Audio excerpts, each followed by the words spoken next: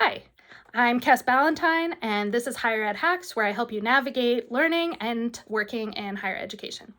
This video is another in my series on the academic job market. And this one is focusing on your CV, your curriculum vitae. This one will be pretty short, I think, because this one is the easiest to explain, although it takes a lot of time to make sure your CV is right. Okay. So again, your CV is one of the most important documents that you submit. Like I said in the last video, cover letters and CVs, you're going to submit to pretty much every single application you do, whereas your teaching statement, your diversity statement, and other documents may or may not be required by everybody. So you want to make sure your CV and your cover letter are really tight and really accurate. So the cover letter is in the previous video. The CV is really about a couple of things.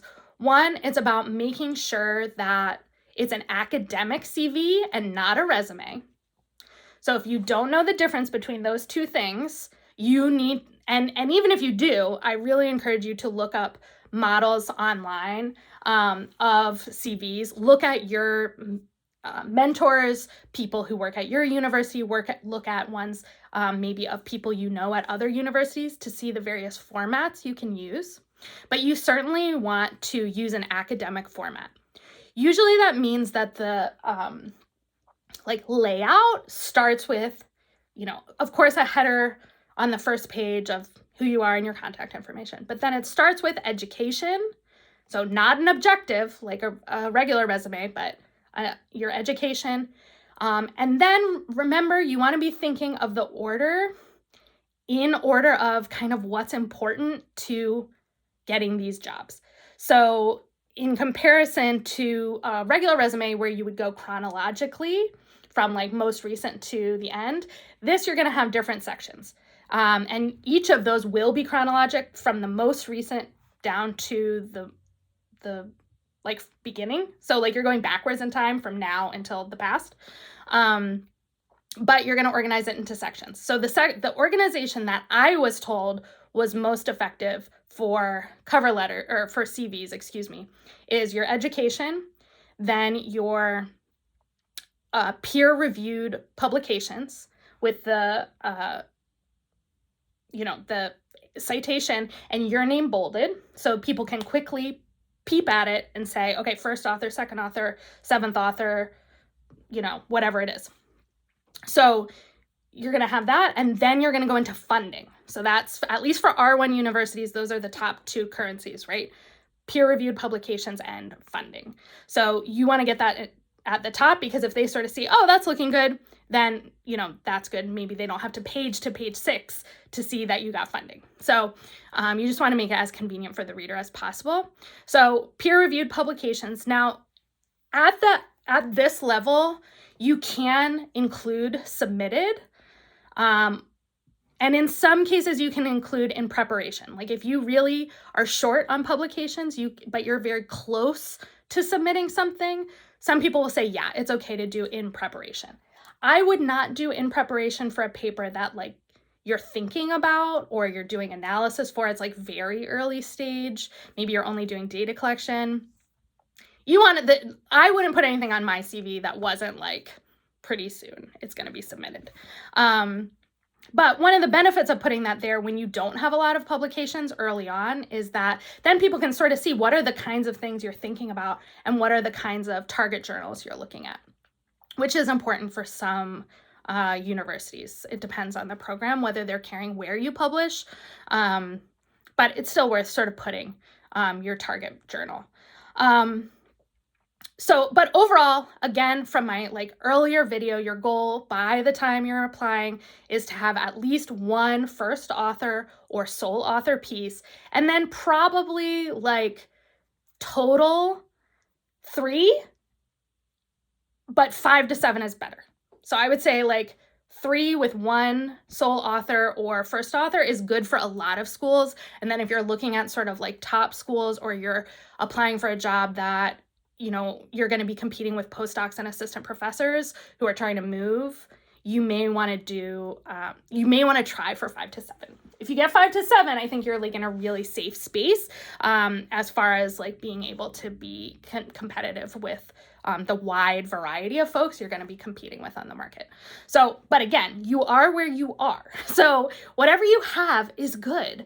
So put what you have, and then if you have something close or you have something under review, and review is taking like forever now, put that because you're at a point in your career where you can kind of get away with that because people know that you're like early, and it's really time consuming to get everything on like through the publishing process. Okay, so that's about peer-reviewed articles. Then you're going to put funding, and you can put funding that like you worked in a significant role in, like you had a real job, like you were a research director or you were a project manager or project director. But if you weren't like in sort of that realm, or a co-PI, but if you weren't sort of in one of those very official roles, you really can't put that funding there.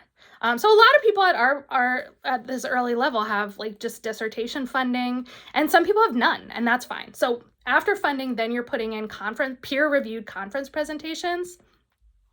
Again, bold your name in the lineup of authors or presenters. So yeah, peer-reviewed presentations, and then you start to go into other stuff, not peer-reviewed stuff. So if you have book chapters, blog posts, media interaction,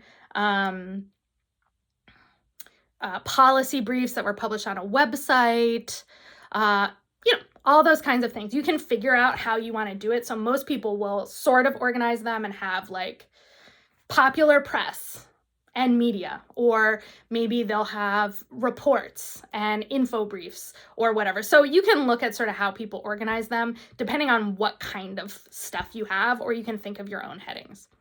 Then you're going to get into teaching or positions at that point. And then at the very end, you're going to do service, awards and honors, and